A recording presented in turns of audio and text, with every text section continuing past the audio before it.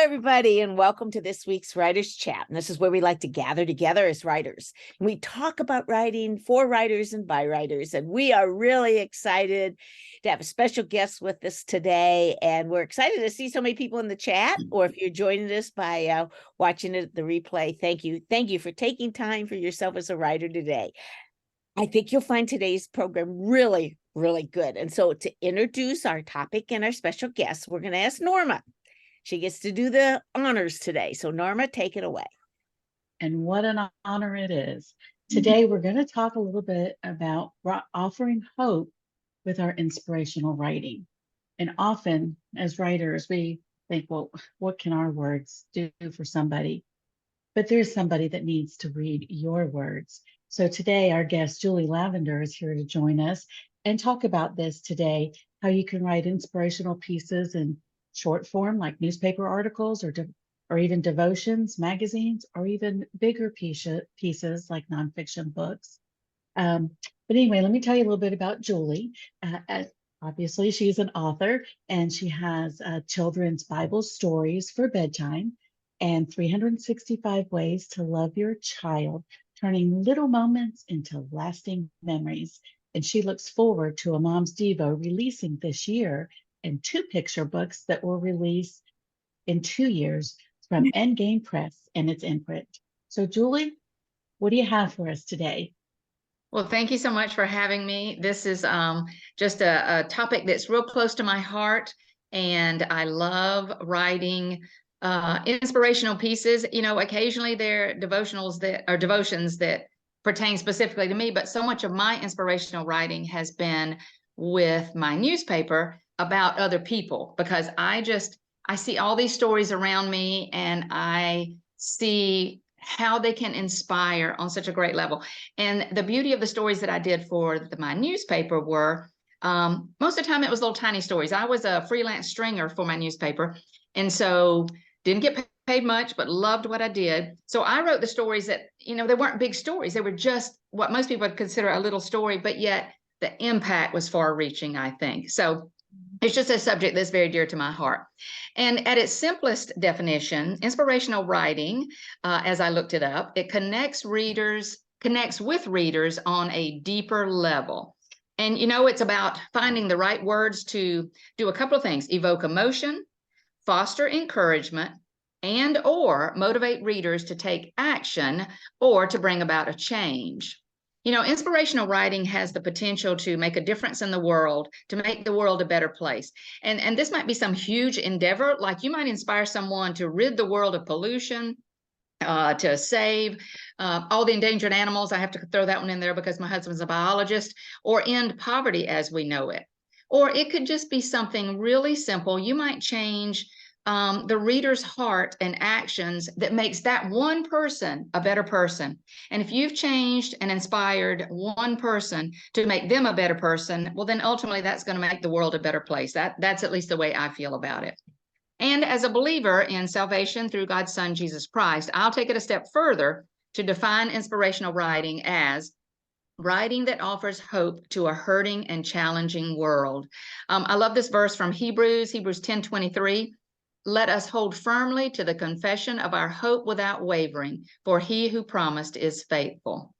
And whether you're writing specifically with a message about Jesus and the hope he offers, or whether you're writing to inspire a young woman to be a better mom or a child to be a kinder individual, ultimately your inspiring words can make the world a more loving, safe, and desirable place to be. And when I was doing research for this article, and, you know, I think we forgot to mention, so that it's on the recording, anyone can have my notes. I love to take notes when I'm listening to someone speak, but I also feel like I talk fast a lot. So I will happily give my notes out, so don't worry about that. At the end of this, I think you're going to have my email address and you'll be able to get my notes. But when I was doing my research on this, I found an article on a harvard.edu page, and listen to what it said about hope. It said, hope is a shield and a path. And I couldn't help but agree with them, but I'd rather couch it with these verses. Psalm 28:7 says, the Lord is my strength and my shield. My heart trusts in him, and I am helped. And then Psalm 16:11 says, you make known to me the path of life. You will fill me with joy in your presence. So hope, it's what so many people are looking for. And as writers, we can give them that in our inspirational writing. So let's talk about some of the steps to write an inspirational story. I'm mostly going to be talking about short pieces, short articles, but of course it applies to, writing a longer piece. And we'll talk a little bit about that at the end. So the first thing you want to do is to decide on your message. You might have met somebody and they told you a story that you thought, wow, that's inspiring, or something might have happened to you, or it might be a thought you had or whatever. But think about, and of course you want to share that. And sometimes we just share simply a story that we think, oh, this is entertaining, this is a great story. But I think most of the time as writers, we kind of want to have a message. I feel like that it doesn't even have to be a full-fledged message. It might be an underlying message. But so think about your message. What point do you want to get across? What is the takeaway you want folks to have? What emotion do you hope to evoke? What change do you want the reader to make? And how do you want to motivate your reader? In other words, what do you hope to accomplish with this particular piece that you'll be writing? Do you want someone to be so emotionally moved by the story of your mama cat rescue that they'll rescue and adopt their own furry feline? When we first started, before they started recording, y'all were talking about calves, I think, but I couldn't get the password to work and I was trying to get in, but I heard cats. And that's because my family, we're all so allergic to cats, my husband most especially.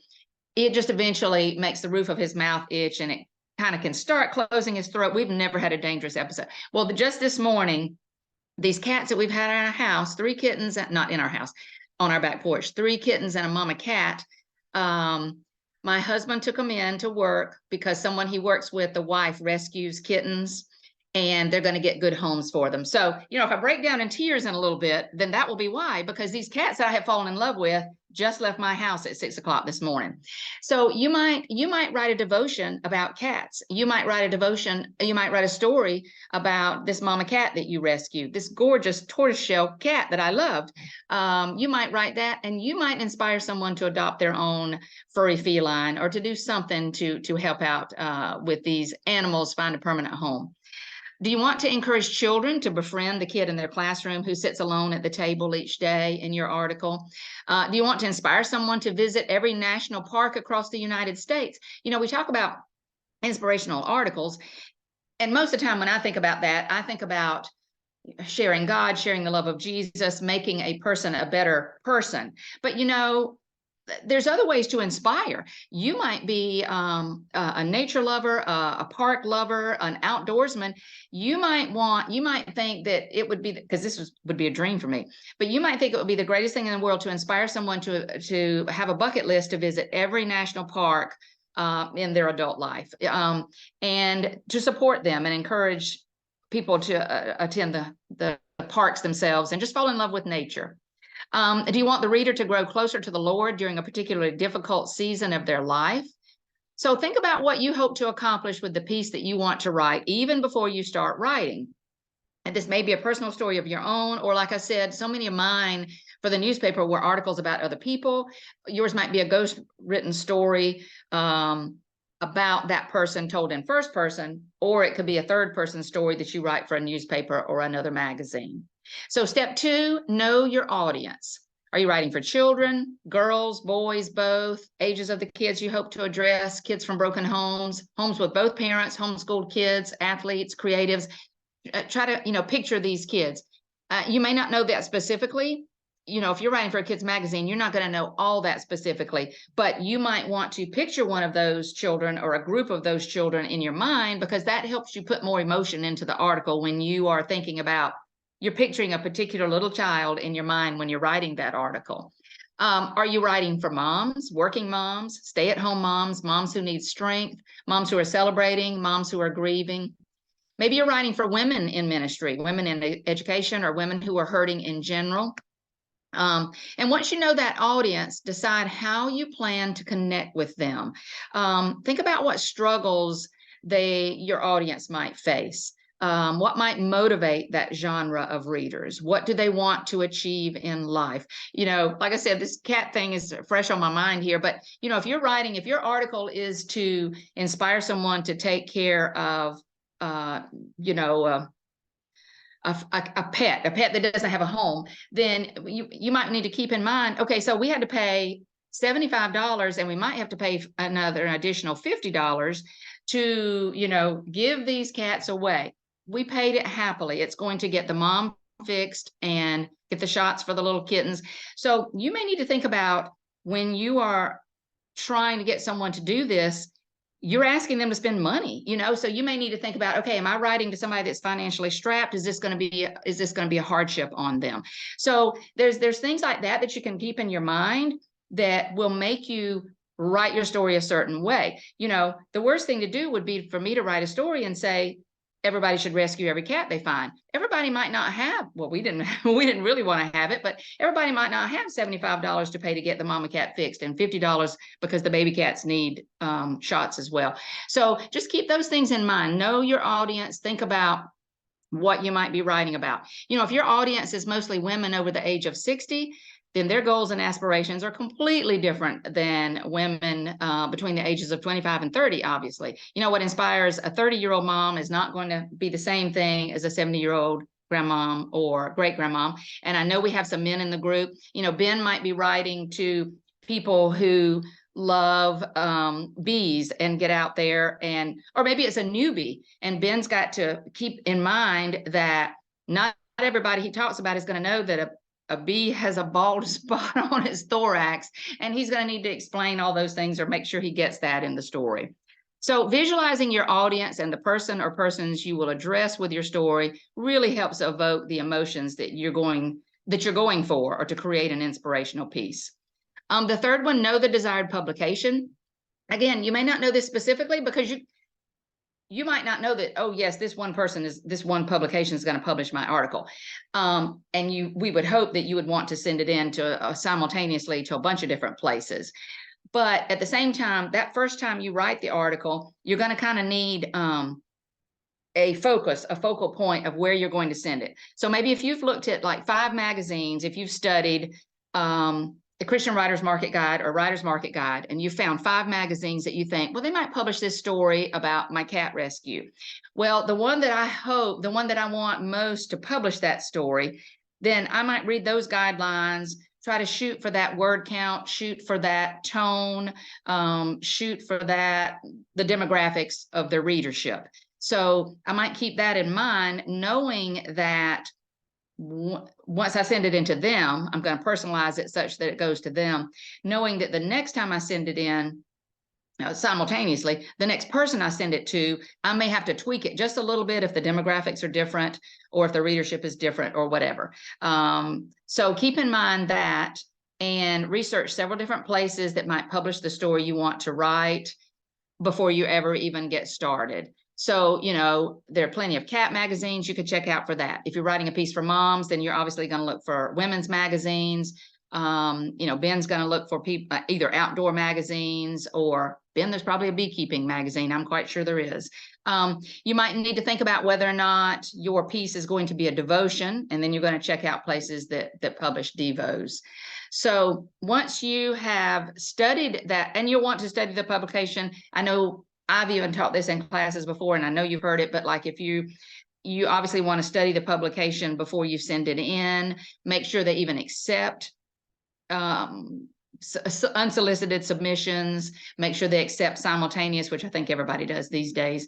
Make sure they accept those. Don't shoot yourself in the foot by, if you're writing an article for a stay-at-home mom and you target a mom's magazine that's mostly for working women, then you might as well know you're going to get a rejection. So just study the market and make sure. Okay, so some of those are just like the basics. We know those basics from many other classes that we've taken. So know those basic steps of recognizing your message, knowing your audience, and knowing the publication you plan to submit to. Then let's go on to step 4. Start with a hook. Again, this sounds like the basics. It sounds like we're just saying the same things over and over again, but with inspirational pieces, it's the same thing. Because if you want to inspire someone with the words you write, you've still got to grab them in the first couple of sentences, or they're never going to finish reading that article to get to the meat of it, where you are really trying to inspire them to do whatever it is you're trying to get them to do. So you need a really strong hook at the beginning. wow them with an emotionally charged anecdote. I tell you, if I wrote that story about the cats today, it would probably be very emotionally charged because, because it was hard to let them go. We've played with them every day, and, just write an emotionally charged story at the very beginning to grab their hearts. You might start with a startling statistic. You might start with a question. Can you imagine? How would you feel if? Think back to the worst or think back to the best. You may want to start with some question like that. But use a hook to interest the reader right off the bat and have them invested in the story from the get-go. Get to the point quickly. Most inspirational writing is typically concise and to the point, especially if what you're writing is a devotion. That word count is often really low. So use stories to convey this message that is brief and to the point, but at the same time, it's got to be long enough, to bring the message to life with all the details of a great story. So point 6 is tell a good story. Whether your piece is fiction or nonfiction, you'll want to remember the elements of a fiction story, just as Johnny does so well and so many others in this group with their fiction stories. But remember those elements when you're telling your story. You need, like an intro with the problem or the conflict mentioned at the very beginning, a story arc where the action rises. These cats, okay. I'm gonna have to write this article now. I wasn't planning on it. But like when these cats were only a week old, this mama, I've joked about and said she was just not real smart. And I'm looking because the porch was right here. We used to have them on our front porch. This mama moved them off of the porch. We'd fixed up this nice little box. She moved them over to the ground, and it was a little cutoff between our garage and the house where there was a little dip. But the reason there was a dip in the dirt right there, and why she would take them down to the dirt instead of this nice soft box we'd fixed for her, the reason there was a dip there is that when it rains, the water beats out. So it's a little hole there, not a deep hole, but just a little hole. Well, it did look like a little cozy bed for cats. But so we'd been watching. We knew what day it was going to rain. She wasn't that comfortable with us yet at that point. The kittens were only less than a week or so. So I was the only one home. My son works from home some days, and he's the one that got really attached, and they were really attached to him. I knew when it was going to rain. So I had to go out, and when it started raining, I went out and I was going to haul them all back up she was kind of looking at me. I think she was nursing them. She was looking at me like, don't touch my cats. And I didn't. So I think I told her, I said, I'm going to get you some food. I'll be right back. I ran in the house. By the time I could get back, it was a torrential downpour. It was lightning strikes all around me. The mama cat, the reason I say, so the coward, she had jumped back up to the porch. Her babies were getting beat with the rain and crying. They were just squalling. So I had to go out there. I'm standing under this waterfall, putting them on my shirt, bringing them back up to the porch. And, I think I even prayed out loud. I said, God, please don't let these cats die. And my son, Jib Daniel, will never forgive me if they get pneumonia. It was cold. I had to drive. So, these are stories that you can get your readers into. I want them to feel that emotion, that cold rain pouring down my back. I was drenched when I came in, and I had to run inside and get towels and dry the kittens. And, you can really tell these stories and get people get them involved in the action. So that was just the first step of us trying to rescue these cats. So, then I've got to keep the action going. I've got to keep the tension going. Then it rises to a peak with a climactic scene. And who knows, maybe that's me having to give the cats away, with my husband taking them in. And then the brief falling action and resolution. And, the resolution is this woman adores cats and works with several rescue groups, and she's going to find a good home for them. Hopefully, maybe they could even be indoor cats because they seem like they want to be, and we can't because we're allergic. So, tell these stories, and you can use any kind of story to inspire someone to do something. Use strong nouns, active verbs, and sensory appealing words to make your stories come alive. Step 7, create relatability. Write your inspiring pieces such that the reader can relate to what you're saying. Hopefully if I write a cat story, it's going to go to someone who enjoys animals or at least enjoys cats, because I do want them to relate to them. But if it is a different kind of article that might need a little bit more explanation, then, I need to write it such that the reader can fall in love with my words to fall in love with whatever I want them to be inspired by. You may have a specific story about a tragic event in your life, like some horrible things that have happened to some of my friends I've seen recently on Facebook, like the sudden loss of a child, bankruptcy, or a debilitating disease that's causing, either some paralysis or time spent in a wheelchair. So those situations may be specific to you or the person you're writing about. And not everybody will have experienced that, but your struggles and your doubts and your fears, your questions, maybe even your questioning God, those kinds of thoughts are going to be generic across the board of people who have had some kind of debilitating situation like that. So write about those struggles, be honest and vulnerable, so that person that's reading, can say, well, if this person can handle this, if this person can overcome this, or simply to make them feel like, I thought I was the only one having this doubt in my situation, but it looks like other people do also. So the hope that you would offer from that tragic event, the perseverance through adversity, the ability to count your blessings despite the challenges, the way you turn to God for strength to get through the devastating experience, all those things that you can point out, the reader can relate to your words and be inspired by your experience, and hopefully be able to transfer that wisdom and knowledge and attitude to their own life. When writing fiction or nonfiction, you want the characters to face challenges that readers can relate to, difficult challenges, yet ones that are overcome in your manuscript, and ones that can invite the reader to apply that to their own life. 8, invite empathy. Make sure to write in such a way that the reader empathizes with the character, the fiction ones or the real life ones you're writing about. If your character is too perfect, whether that's you or another person, then the reader can't relate to that person.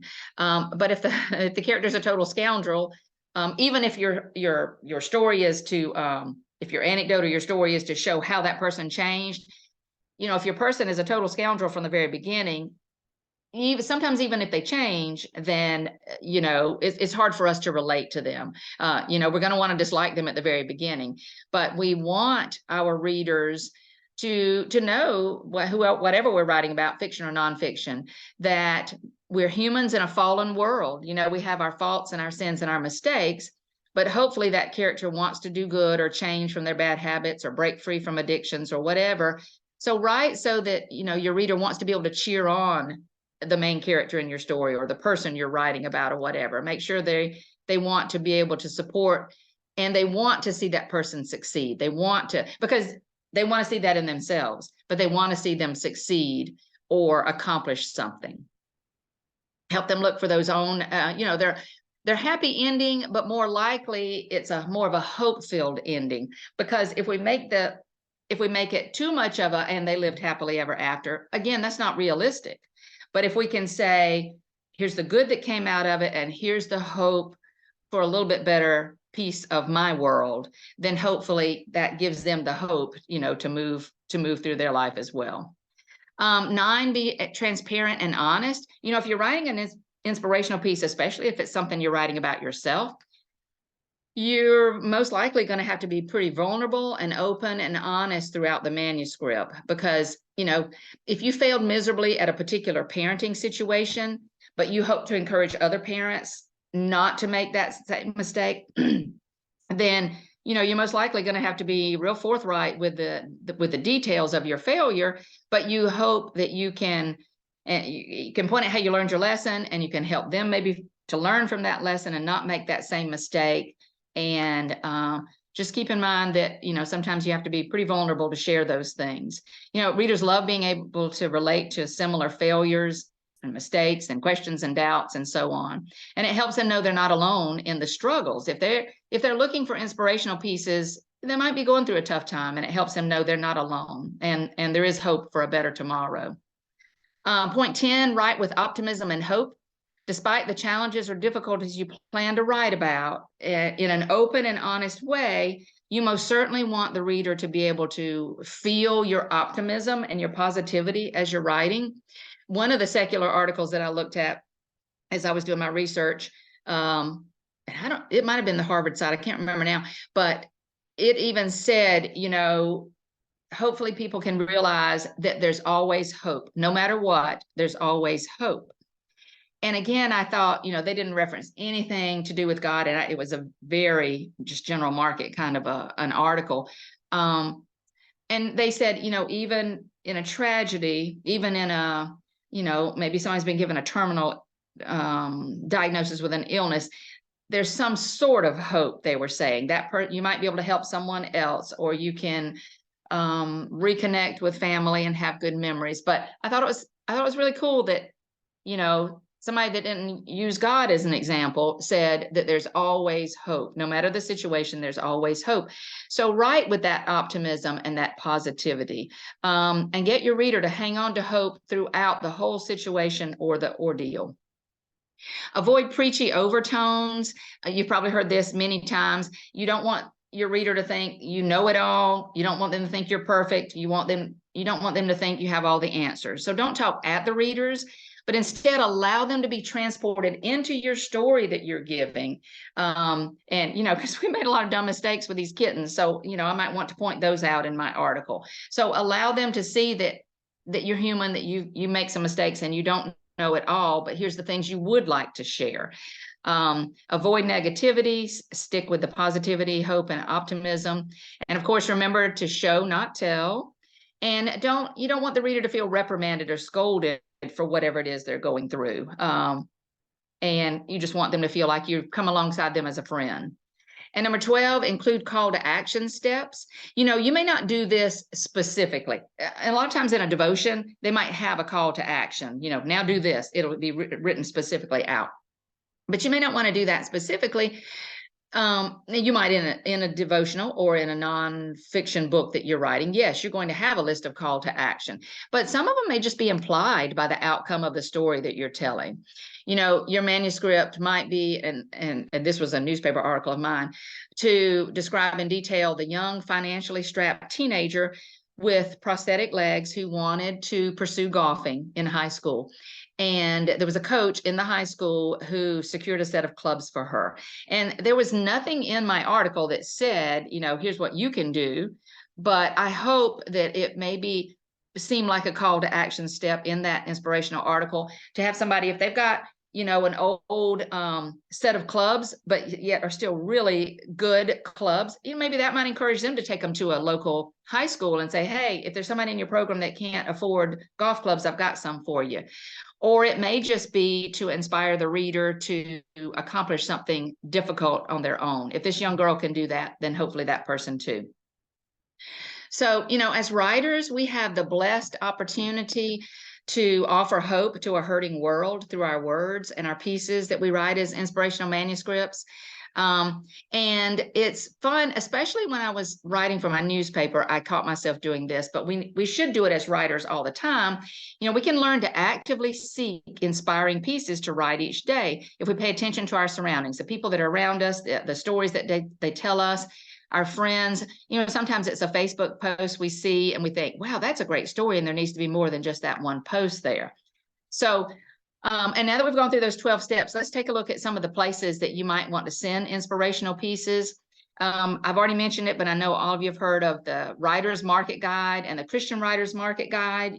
Those are best friends for us as writers, and we can look through the listings there to find magazines that accept submissions for inspirational pieces. They may not say seeking inspirational pieces. They may not say that specifically, but you can kind of read the wording and just realize excuse me, that would be something they would use. And then hopefully you can research those magazines, either go to a bookstore and read some of the magazines, catch up on some old subscriptions while you're sitting at the hairdressers, or pull them up online, because you can read some of the stories online.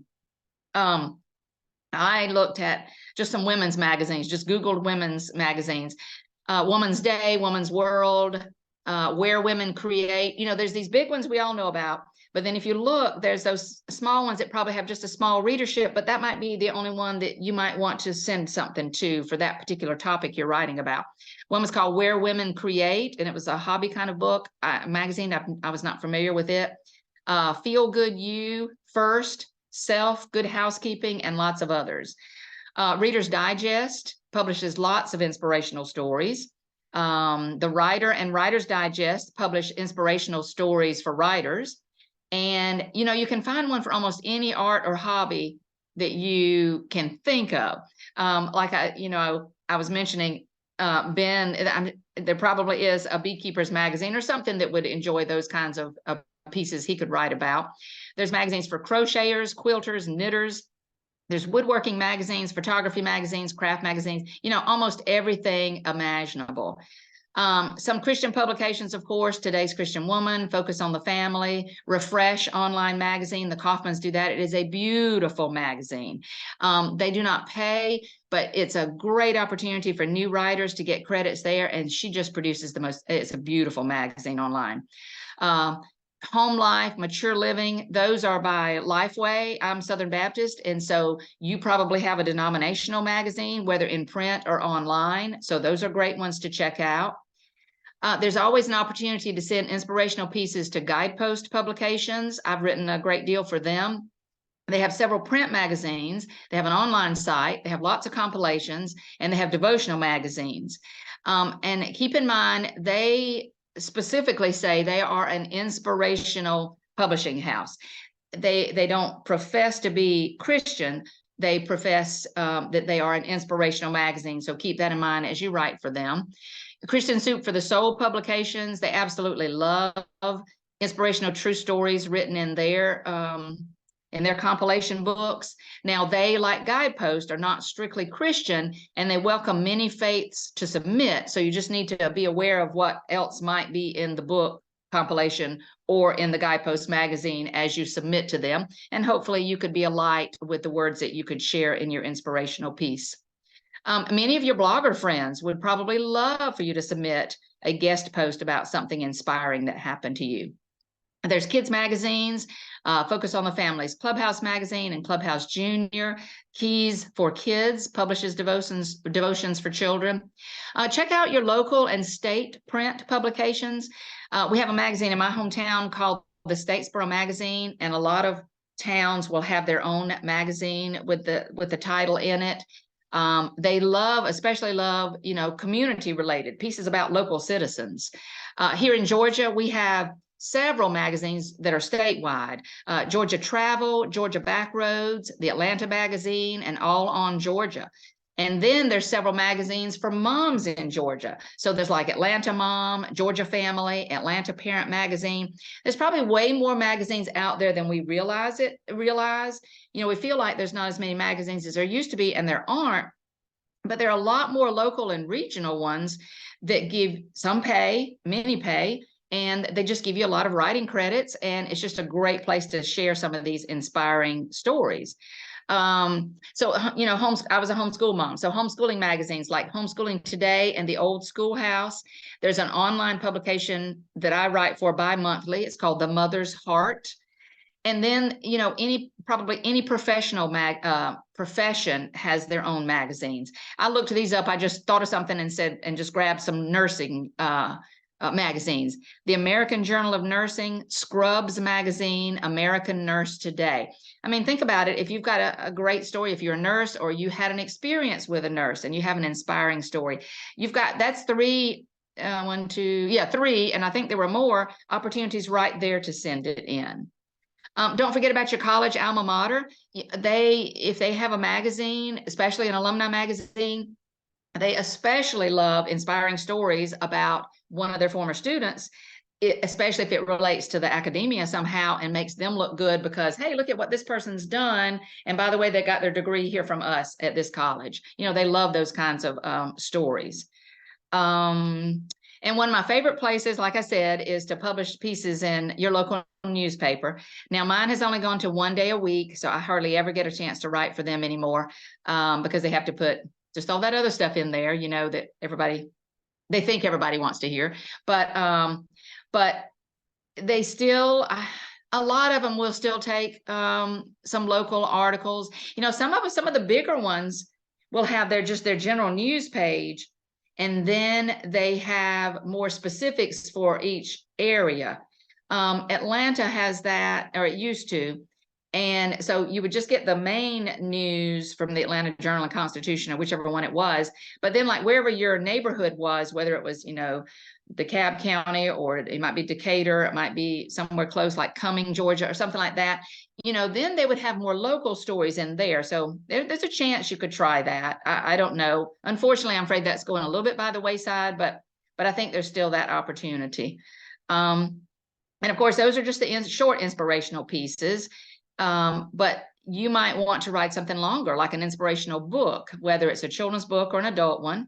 Many of the fiction novels have an inspiring theme. Not all of them, but some of them do. It might have an underlying inspiring theme. I've read so many novels that when I picked it up, I thought, this is just strictly for entertainment. I need a break from anything nonfiction. I'm just going to read this.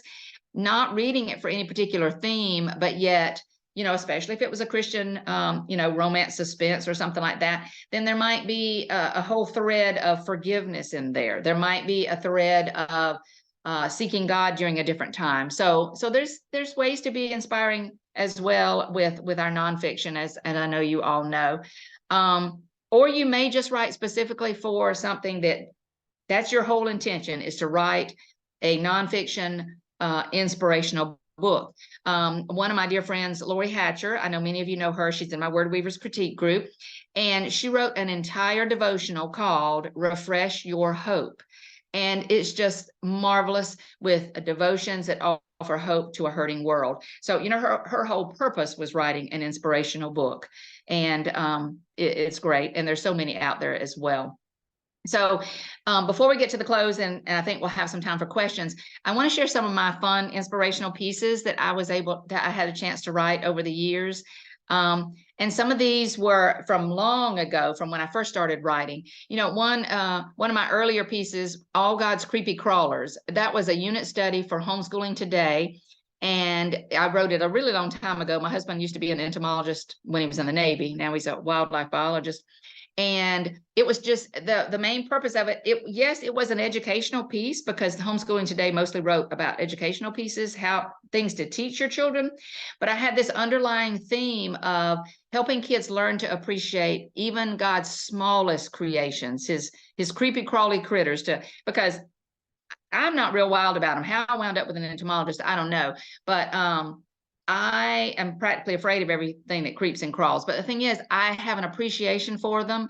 My husband has taught me that, and I have enjoyed helping kids gain that appreciation and help them to be inspired, by God's creations. And then much later, I wrote an article for The Old Schoolhouse, which was also a homeschooling magazine. It's called Raising an Entomologist. That was the theme they asked for. And it was to inspire kids to consider that as a profession when they got older. Saving God's Animals, that was also for Homeschooling Today, about taking care of endangered animals. Together Time calendars, I wrote those for a while for Lifeway's Parent Life magazine. And it was to encourage families to spend quality time together. Fun with Food was just a very simple article for Country Woman, magazine that's mostly recipes, or a lot of recipes. And it was a fun activity to celebrate Johnny Appleseed Day. And, I didn't think I was doing anything life-changing as far as, salvation or any of those big ideas, but it was just something to do with children, because I was just always, as I was raising my children, a big proponent on celebrating the little moments. And we celebrated Johnny Appleseed Day, and we made these apple critters. I don't know what we called them. We stuck licorice in and marshmallows and made little apple people. And then I think I had a recipe for letting children help make applesauce that day or something like that. But it was just something to encourage parents to spend quality time with their children. And I did something similar with Taste of Home magazine. That one was called Cheery Penguins Banish the Blahs. I don't think I came up with that title. I think they did. But it was a fun article. We made penguins out of, I think, marshmallows and Tootsie Rolls or something like that. And it was just something to help inspire parents to find some fun things to do with kids during the doldrums of winter. Dating Your Spouse from A to Z, that was in Today's Christian Woman, to inspire married couples to never stop dating each other. Love That Knows No Borders, a devotion included in, that was in a Gary Chapman compilation published by Bethany House. That was to encourage readers to take part in Samaritan's Purse operation. I mean, that was only like a 250-word devotion, because that's all they were using. And it was about my daughter getting a letter from a person that received her operation, her Samaritan's Purse operation shoebox, and just how much it touched her. And, I just want to inspire others to participate in that because I thought it was such a good project. Adventure and attitude go hand in hand. It was a story in Chicken Soup for the Soul about having a good attitude when you face an unwanted change in life. Make Time to Pray, a devotion for focus on the family, to stress the importance of praying together as a family. Home Sweet Home, a story in Guidepost, Angels on Earth, about not giving up during a season of waiting. Love Crossed Lives. This was a fun story I got to tell about a husband who turned out to be the perfect match for his wife for a kidney transplant. And that was in a Guidepost Mysterious Ways magazine, but it was also in my newspaper. It started out as a newspaper article. My Big Brother Problem. It was a story for Guidepost to inspire families, to encourage families to help each other and bond during the time they're caring for an aging parent. On Board with Kai. It was a young boy named Kai who was a blind athlete who skimboards. I mean, I wouldn't even attempt that with my eyesight, but so it was to inspire children to face their challenges and persevere despite disabilities. Blurred Vision, a devotion for the upper room to inspire readers to volunteer with youth programs. Be Still and Take a Bubble Bath. That was a co-written devotional with Michelle Cox, and that was to inspire moms who are weary and tired. My 365 Ways to Love Your Child. I hope that inspired parents to be intentional and make lasting memories with their kids. And some of my newspaper articles. A 90-year-old man gave away $91 bills on his birthday, and I got to be there while he was doing that, and it was so cool. He had never heard the term random act of kindness, and his 70-year-old daughter is the one that talked him into doing this. And so I hope my article, besides being just a great article about him, I hope it inspired others to take part in some random acts of kindness. And I'm still in touch with his daughter. We email every now and then. He's passed away. And she sent me a picture one time of the article that he had cut out and framed. So even if my article didn't inspire anybody, what that meant to him, according to his daughter, was just priceless. So that was just a fun story. The young teen about the with the golf clubs. A fitness center owner who, with his own car, because of liability reasons, he picked up a paraplegic several times a week and took him to his fitness center and worked out with him at no charge, just because of his bad situation of he had no family and he was paralyzed from the neck down. And he was a young man. He wasn't old enough to be in a nursing home, but he had nobody else. And, I hope, and they made it obvious to me that they were not believers when I did this article. But I really hope it inspired others to do good for other people, whether you're a believer, whether you're not, just to be a good human, The Chocolate Run, it's a 5K walk or run to raise money for the building of a local homeless shelter that has now gotten built. They did that, raised a bunch of money, and they have, but I hope that I wanted that to encourage my community to support the shelter. And just so many others, I think there's so many great stories out there. I think we miss a lot of them. I know I do. I feel like there's inspiring stories out there all the time that other people need to hear. And as writers, we can find the way to do that. I think it's an incredible privilege to be able to share other people's stories, because there's so much challenging and difficult in the world, but there's so much good out there that we don't always hear about. And if we can get those stories out there, I think it's just a marvelous thing for us to do. So I hope that you'll find ways to write some of these inspirational pieces and get them out there. Sometimes the ones I feel like that I wrote, they're never going to be on the news, as a big, big story. But some of these little stories can inspire people even more so than the big ones. If you read about a famous athlete or actor who spends tons of money donating to do something, that inspires me and that makes me happy. But I think my first thought is, I don't have that kind of money. And so that one is a hard one for me to relate to. But when I can tell the story about the young teenager in my high school that the coach donated clubs, and she is pursuing golf and she'd been wearing prosthetics that did not fit her for a really long time because they didn't even have money for them. And yet she's still pursuing the sport of golf. So, that inspires people. So thank you for joining me. I was trying to watch the time there. So if we have time for questions, or I hope I can help. That was great. Thank you for all that information. And what I loved hearing with you giving your different titles is this huge range of topics that you were writing about. And, so many of us are very curious, and because that's why we write, right? Because we like to look up things. And I'm just thinking about, you're not just pigeonholed into like any one genre, any one topic. This is really wonderful that by going under that umbrella, there's just a multitude of things that you can talk about and write about. That's terrific. I think so was too. thinking, I think there's so many stories out there. I think you're right. You don't have to pigeonhole yourself. And though most of mine are faith-based, they're not all faith-based, because like I said, I might want somebody to rescue a cat. But bottom line is, I feel like that's related to my faith, because God asked us to take care of his creatures. So the thing is, there's so many ways to inspire people. It doesn't have to be a preachy kind of subject. We can inspire them just to do good in this world and to make the world a better place. Yeah. Julie, when you were talking about there's things around us every day that we could write stories about, it reminded me just a few days ago in my Instagram stories, I shared this post. It says, everybody walks past 1,000 story ideas every day. The good writers are the ones who see 5 or 6 of them. Most people can't see any. And that was by Orson Scott Card. And that just fit right in with what you said about just around us every day. If we'll just take a moment from our busy schedules and just look around and see what's happening. And I think that's so true. great. I used to be better, and I've got to go back to this again, but I think I think we need to jot those down, because when something cool happened like that, when I thought, gosh, that's a great story, I always think I'm going to remember this. It inspired me so much. I think I'll remember it, but I don't remember it. And I need to do better about, when something happens, jot it down on a piece of paper, on a napkin. I've even been known to write it on my hand till I could get home and transfer it. Half the time I would just write down a few letters and think I'd remember that. And I'd get home and I'm like, I don't even know what those letters stand for.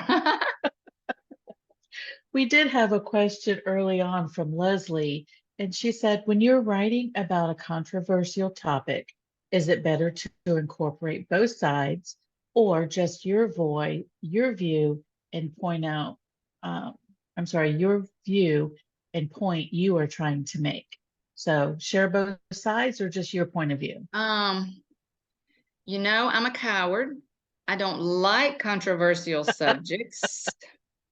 So I have not written about very many controversial subjects. I don't like to get into anything with politics or anything like that. I don't do a whole lot of that. I think it's according to who you are aiming to write it for. Like for my newspaper, there were a couple of times I did have to show both sides. And with a newspaper, you know how you're supposed to be unbiased. Well, we all know that's not completely true. But so I did have to show both sides and not let my opinion be in there. I think if you are specifically writing for a cat magazine that you're totally against this happening, this new law that's about to get passed about spaying and neutering animals, I think it's completely fine to say only your own opinion. And then if there's anybody else that wants to counter you, then that's their job to get in there and write about it. But I don't have a good answer for that. I'm sorry, because I'll admit I'm a coward. I don't like controversy. I agree.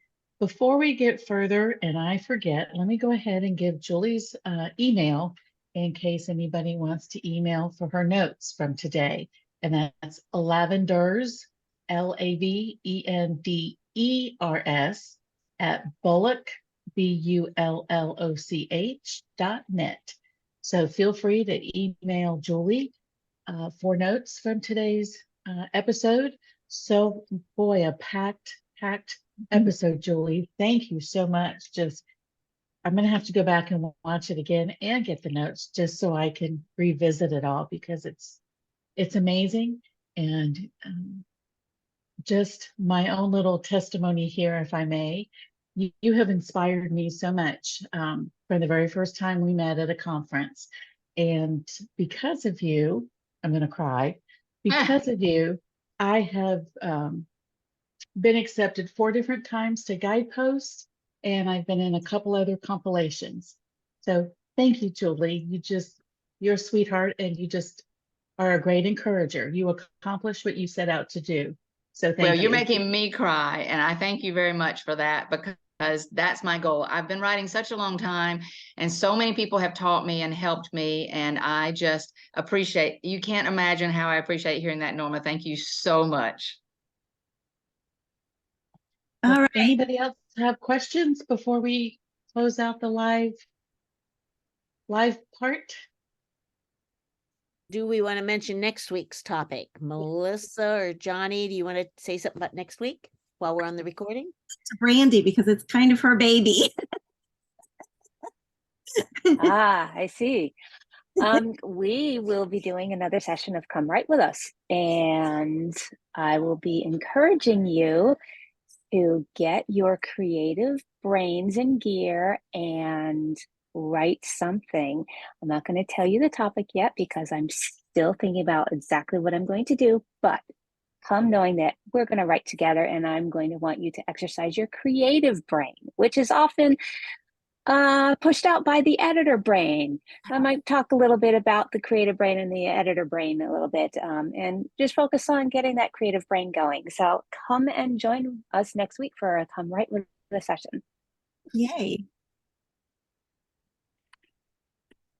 All right. Anything else? Julie, we want to thank you again. And I do want to encourage anyone who's watching the replay to feel free to join us any Tuesday morning, 11 o'clock Eastern, 10 o'clock Central.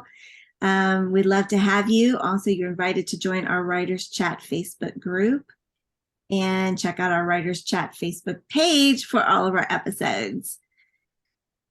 If that's it, thanks. See you in the after party. Yes, we'll stick around for the after party. Bye, everybody.